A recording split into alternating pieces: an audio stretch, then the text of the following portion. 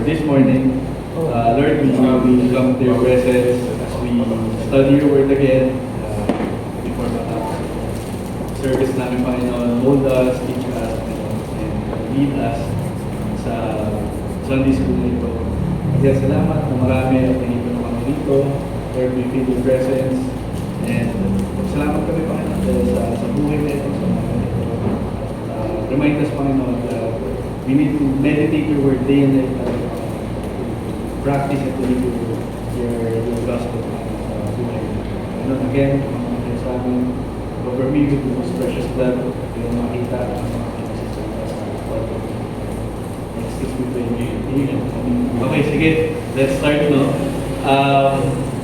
Again, through the past Sundays, no, or the past Sundays, we've been tackling the fruit of the Holy Spirit. No? And this morning we'll be tackling yung peace and patience. So this is very relevant in today's personally sa akin today, because personally I've been struggling with patience. Kasi ewan ko, talagang Waterloo ko yun ever since, no? When I started driving kasi, yung job ko kasi before, if I may share lang, my job before, roaming siya all around the Philippines. So I used to travel talaga a lot by car, nag-drive talaga ako. And since dumami yung mga naka-e-bike talaga, tsaka yung mga motor sa kalsada, kasi hindi ko may nanay e-bike kaysa, pero may mga iba kasi talaga na hindi disiplinado sa kalsada. Hindi lang naman e-bike, hindi lang motor, maski 4 wheels. May marami talaga hindi disiplinado sa kalsada. May mga times talaga na situation. And madalas na pagtatalo na namin ni Love. Kaya, minsan pasahero ko siya. Alam mo ba, gusto mo naman. Kasi, alam mo, maiipit ka kani, di ba? Kasi singit ko singit na yung mga motor talaga. Pero, I praise the Lord for His protection every time na mag-drive ko. So, yun yung nagiging struggle right now, yung patience talaga. But of course, with patience, no, kailangan din part din ng fruit of the Holy Spirit is yung peace natin sa life natin. So it works hand in hand. Ano yung pastor? Exactly. So later, tatakal natin yung patience. No? So, first mag-tackle muna si peace, no? So later na yung patience, no? So first we'll have peace, no? Sabi dito, our troubles in life are inevitable, no? But one of the most precious blessings that we can receive from God is inner peace. A peace, the Bible says, is possible right in the middle of our troubles. So, how relevant is this to Christian life natin right now? Again, personally, no, I've been struggling with yung mga dreams ko, yung mga goals ko, no? Kasi ako, I'm turning 32 next month, no? So, may mga dreams and goals din ako na gusto ma-achieve na pinag-break ko. And yung peace of mind ko, nawawala kasi I tend to worry a lot. I remember si Pastor sabi niya last time, yung pagiging worrier or yung pag-aalala, no? It's a sign that we don't trust our God. It's a sin in itself kasi nung siya pag-aalala, it takes away from the presence of the Lord sa buhay natin. So from then on, lagi ko iniisip, bakit ako mag-aalala? Bakit ako mag-worry? Kung hawak ako ni Lord, hawak ko yung lead, hawak ko ni Lord. Ano sa pera niya? Naalala ko rin yun. Wala akong kanta eh, hindi ako nakapag-prepare. Pero going back, yung peace nga na yun, no? Most of the time, a lot of the times talaga, nag-aalala. Financially, most of the time talaga. Kasi I'm getting up there and tapos finances ko, yung mutual goals ko. Gusto ko ma-achieve ko ko pero sabi lang nare-remind sa amin ni Lord na kung ano yung will ko, you have to learn to accept it and have peace with my decision. Na kung ano yung bibigay ko sa'yo, you should learn to accept it with peace. So, lagi ako nare-remind ni Lord. So meron tayong point of discussion here na what kind of troubles ba yung nag-tend to steal your peace of mind the most when it comes to our Lord. So ako, yun nga, financially speaking talaga, mahirap. Puri mo yung sahod mo, may tax na nga. Hindi mo na nakukuha ng buo, yung buwis mo, yung pinagpatulan. Hindi na mapaplat mo yung mga kailangan pa pang pagtuunan. So, ngayon, kagaya ngayon, mahal din ang call. Mahal na. Kasi work ko ngayon sa Quezon na. So, if I will go to the office kasi, hindi kasi siya covered ng reimbursement. Kasi if I will go to the office, unless on the area or I will go to a hospital or anything. So, kulang pa yung 1,000. Parang 1,060 pesos na ngayon yung back and forth. So, tuloy mo yun isang araw, 1,000 sa total mo, paano yung food mo, paano yung gas. So, maraming iniisip. Yun yung nag-i-steal ng peace ko kay Lord most of the time. But again, laging nire-remind tayo ni Lord na bakit kapag I've provided everything for you. I've given everything for you. So, why worry? So, yun. Tingin ko yun yung gusto ko may part sa atin right now. Like, the more we worry, the more we take away the problems of the Lord. And the more we go about and take the peace of the Lord in our lives away, the more we tend to see. Or lalo tayo mapapall into temptation. So, this congregation, church, I urge you, as much as possible, yung peace natin kay Lord, huwag natin hayaan makuha ng kalaban. We always trust Him. Yung peace natin, like natin tungkol sa Kanya. Second discussion here, second point of discussion here is, do you believe that real peace is possible in the middle of our seasons? Why or why not? So, these are point of discussions that internally we can ask or reflect upon this week. Maybe next week, kapag nagpasalamat ka sa F1, pagkatas ng praise and worship, Kuya Ryan, magpasalamat. Salamat ako kay Lord. Hindi natanggal yung peace ko. Mga ganun yung, natin, prayers and thanksgiving. Malaking bagay siya. So sabi sa Philippians 4:6-7, do not be anxious about anything, but in everything by prayer and petition, with thanksgiving, present your requests to God. Verse 7, and the peace of God, which transcends all understanding, will guard your hearts and your minds in Christ Jesus. So, bakit? Ito na yung promise ni Lord sa atin. Ito yung gospel ni Lord. So, we live by this. No? Ang sabi dito, huwag ka mag-alala, huwag ka maging anxious. No? But in everything, ipagdasal mo by prayer and petition. No? Kaya lagi important, nakikita ko si Mami, nag-prepare ka. Antok ka, alas 12 natin na mga under pa rin. Nag-prepare mo na ako, anak. Kasi katabi ko si Mami yung matulog para isang aircon. Mahal kasi na ako. So nagigising ako pag alas 12 na madaling araw. So, ayun, by prayer and petition, with thanksgiving, no? Hindi yung parang nag-aamo pa pa na nagdedemand ka pa, Lord, bigyan mo sa akin pa kasi ito. Hindi. By prayer and petition, with thanksgiving, present your requests to God. And yung peace na bibigay ng Panginoon will transcend everything, no? Even your own understanding. You may not understand the plan needs ni Lord sa buhay mo ngayon, pero yun yung plan niya. Kaya kailangan, as I mentioned earlier, no? You accept it with peace, no? You have to live by it. Kasi, ayun yung will ni Lord sa iyo eh. Diba? And paano mo malalaman na will ni Lord sa iyo? You stay in His presence, no? Yung discernment na tinatawag. Madidevelop kasi when you meditate day and night, pag nag-stay sa presence. So you discern His will sa buhay. And, itatranscend it all, no? All understanding. Will guard your hearts and your minds in Christ Jesus. So yung peace na binibigay ng Panginoon sa atin, yung fruit of the Holy Spirit, we will not know it ngayon. Pero yung peace na yun, yung hope natin, yung panghawakan natin, whatever happens in our lives ngayon, mawalan ako ng trabaho, makalpasan ako, no? Yung dream na kotse ko makuha, yung bahay mo gusto ko makuha, no? May sakit ako ngayon, no? Alam ko mahirap yun. Sobrang hirap na lang kung may sakit tayo. No? Pero we have to trust that the peace of God is in us, no? Na hindi tayo papabayaan. The key to this kind of peace is trust. Again, tiwala tayo sa Panginoon. When we trust God enough to hand Him our worries, believing He is fully in control, we can have peace. God is always bigger than our So, the first thing that we must is trust the Lord. We leave our worries at His feet. Magsumama tayo, Lord, ito ito, Lord, let your will be done sa life ko. And I accept this with peace and thanksgiving. Na kaya natin kumilos yung peacefulness ng Panginoon sa buhay. Kasi nga, again, this is fruit of the Holy Spirit. Ni-indwell sa atin ng Panginoon kung peace na po, through His Holy Spirit. Sabi sa Isaiah 26 verse 3, no?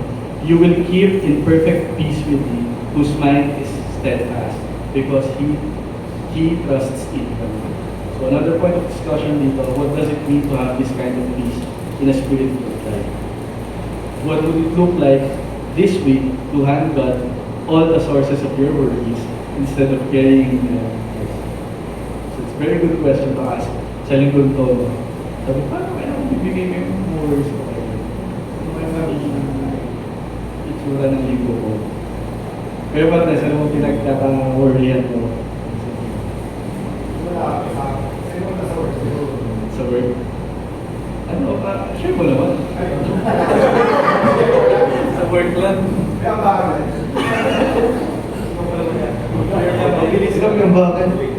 Hindi kasi sa ngayon, every phase of your life, we have worries, di ba? Tulad nung wala kang trabaho, syempre worry mo yung trabaho.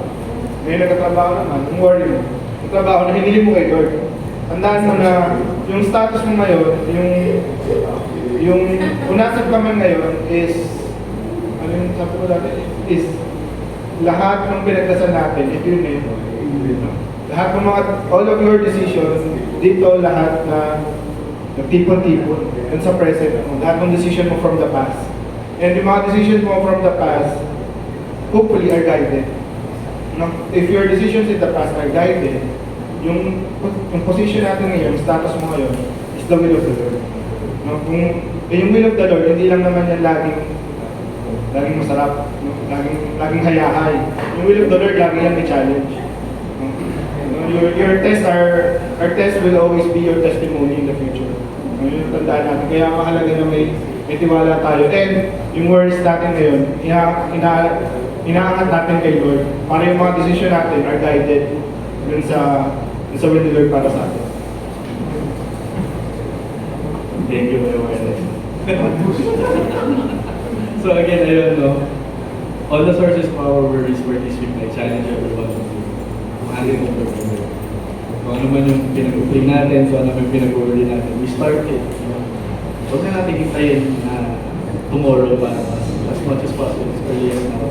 We pray for it to i-hand over natin kung ano man yung nararamdaman ng puso natin, kinaka-worry ng mga puso. So, let God move ngayon sa coming days hanggang next Sunday, makapag-share tayo.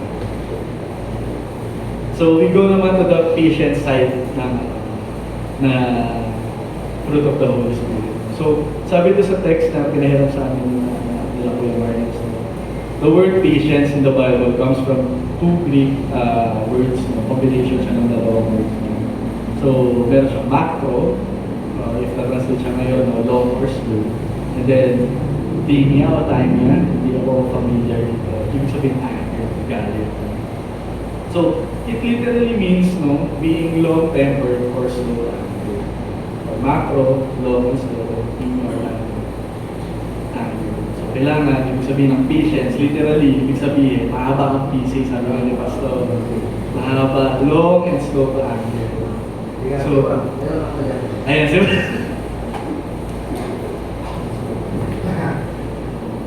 Tingnan mo, pag mahaba ang PC mo, no? Ang resulta noon is peace. Okay mo yung spelling ng peace, no? Peace, di ba? Ako, alam.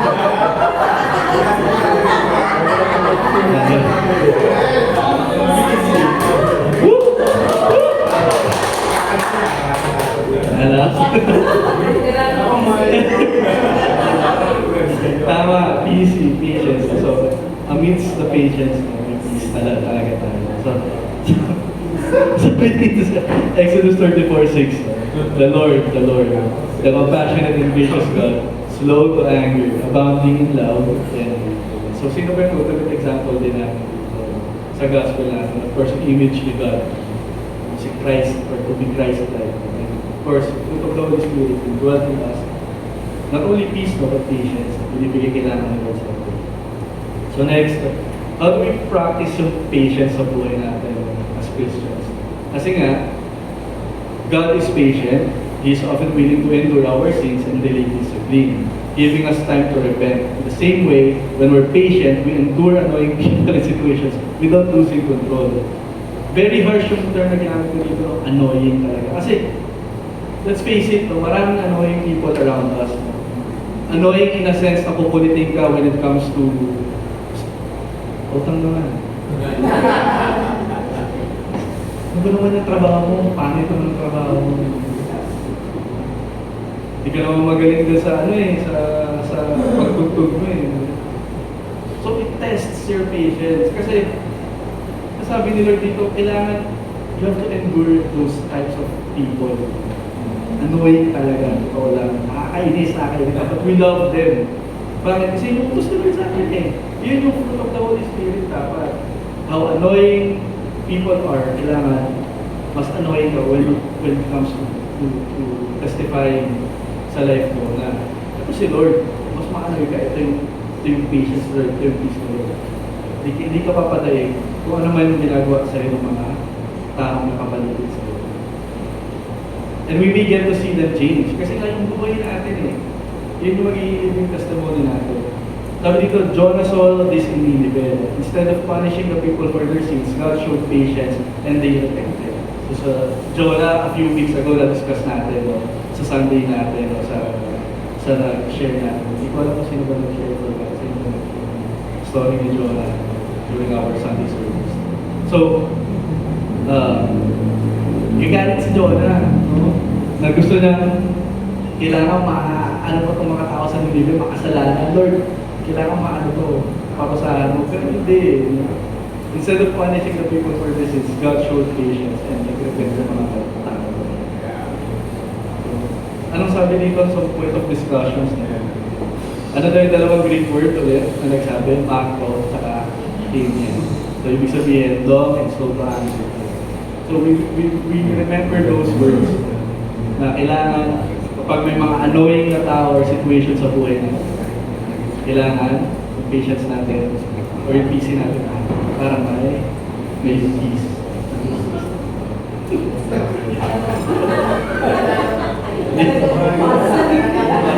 para sa akin talaga to eh. Sakto talaga siya. So kagabi nung binabasa ko dito, sakto talaga siya. Kasi mabilis talaga ako I'm very, hindi mo mabilis pero somewhat, magdalo na pag-stress ka, pagpagod ka, so talagang pinag-test yung vision ko. Pero I thank God for giving me a partner na very patient sa akin. Lagi na nalero mo, nagkaroon ako. Gaganon na sa akin. Napagod na rin tayo. So, another point of discussion is who in your life tries your patience the most?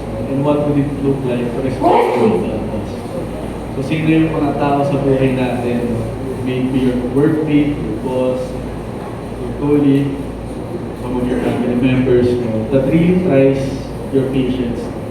So, what does it look like kung hahayaan natin yung response natin be rooted in God's image or nature? Kasi in-instruct nga ulit sa atin through the Holy Spirit, peace and patience. So how do we let that, looking forward sa linggong ito, how would that look like if we let God's nature guide us, the Holy Spirit guide us when it comes to peace and patience sa buhay natin? So before I end, very quick lang, this week's challenge. So may challenge ako sa inyo. So since this is a school, Sunday school, meron tayong assignment mo. So choose one of your worries you've been carrying and hand it to God in prayer. Kailangan outline or confess mo this week by me. And second, challenge ko sa inyo, choose one person who tests your patience and respond to them this way, the way God responds to us. sobrang angry. So, next week, as we have our Sunday school again, siguro yung next week na magtuturo, ibalikan lang natin ito very quickly before we start. So that meron tayo talagang sagot sa challenge natin. Hindi lang natin siya ililib hangin. So, iyon yung challenge natin. Again, ako meron ako agad sa number 1, yung carry hand. So, yun yung kailangan natin pagtuunan sa following. So, kung may questions pa kayo, clarifications, ayan si Tita Nel. May gusto mo kayo. Nakashi siya na po. Kasi yung ano po kasi, yung peace po, maranasan lang po ito natin pag once na magkaroon tayo ng relationship sa Panginoon. Kasi ang peace is nagkakaling lang po kay Lord. So without personal relationship to the Lord, we will never experience peace. Ano po sinasabi sa John 14? Asiksan po po yun sa 14:27? The peace I give to you. Sino po nasabi nun si Jesus Christ? So, tayo po, sabi nga po kanina ni Pastor John, if we have an authentic relationship with the Lord, we will experience peace. Because in this world, there's no peace. There are lots of troubles. I mean, lagi ko pong sinasabi, is always a challenge to each and individual lives. But i-start ang peace within the family, within the most love of our life. Kasi we don't care. Wala kayong pakialam po na nangyayari sa akin at sa aking anak. It is only between me and my son. Same with your family. But if you don't have the peace that came from the Lord, believe me, my dear brothers and sisters, you will not experience the peace. And where is this peace came from? This is only came from the Lord Jesus Christ. Ayun lang. Thank you, Tita Nel. Again, yung authenticity ng faith natin, yun talaga one of the basis when it comes to peace in our world. So, we really trust the Lord. We really trusting in our lives. Why? Bakit may word? Again, tao tayo, may nature to pa rin tayo to worry. But we are constantly reminded by the people around us, the church, families natin, our brethren, that we always trust the Lord. The peace that comes from the Lord transcends all. It transcends all understanding. So, any addition pa kung gusto ko mag-add before we end our Sunday school?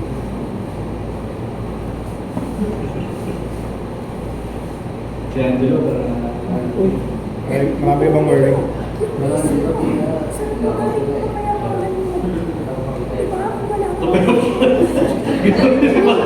Baka kaya pa. Ganda ng gabi ko. Angelo, sa harap, dito. Nagkakago.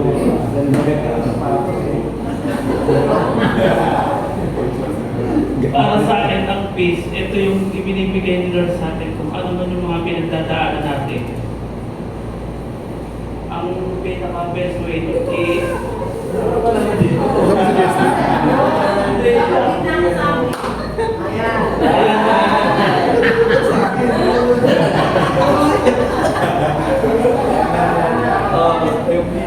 Ayan yung peace. Kasi kung panahon na dumating sa akin yung depression, yung mga kalungkutan, yung Biblia talaga yung nakatulong sa akin.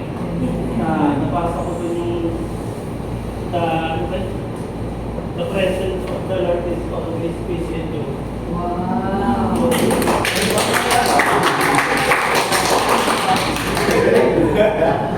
Thank you for sharing kaya mabigat, no? Pero again, sabi nga sa Philippians, yung verse natin kanina, do not be anxious, but by prayer and petition.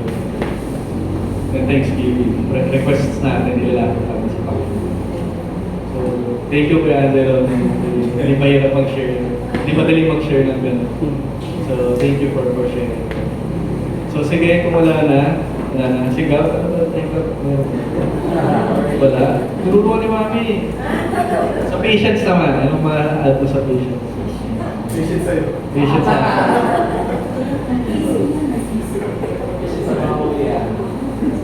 patience sa Patient sa law.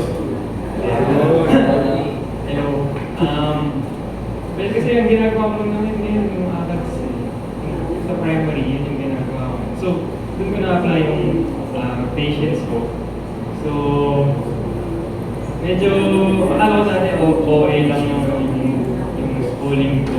Pero hindi ko siya ganun ka-OA. Kasi, mabigat siya talaga. So, doon ko na practice talaga yung patience. Kasi mahirap eh. I mean, mag-aalalaan ka talaga ng oras, buko ka, mag-isa. Medyo boring siya gawin eh. Sa totoo lang. Pero, bilang isang patient na tao, siyempre, nanggagaling rin kay Lord, nagagawa ko siya. Thank you kay Lord dahil nagiging patient ako. Sige, let's pray. Lord, salamat po sa nagdaang Sunday School. Salamat po sa nag-speak. Salamat po sa message na deliver. Lord, naway sa puso po namin yung lahat ng nabanggit. Naway sa puso namin ang mga dapat namin i-practice, Lord, bilang maging mas peaceful and maging patient na Christians. Lord, gabay niyo po kami sa following week and give us protection. In Jesus' name, Amen. Amen.